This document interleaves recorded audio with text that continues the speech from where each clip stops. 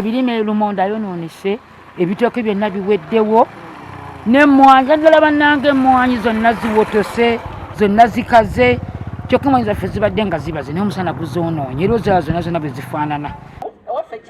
Kimu kye tulina okukola okutaasa kino kwe kuba nti twogera n'abantu abalina ebibanja ebitooka ku lutobazi ne bwe kiba ekibanja kikyo ne bwe liba ettaka liryo tukwegayiridde tolima mu lutobazi wakati.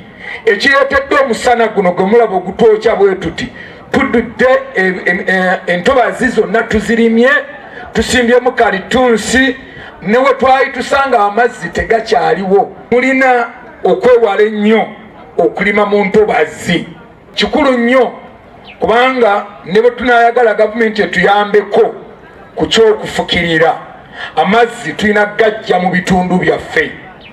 Kati omuntu omu bw'abanga alima mu lutobazi n'alulima mu kalitunsi afiiriza famire nnyingi ezandibadde zikozesa amazzi ago. Katono kano kali miruzi 10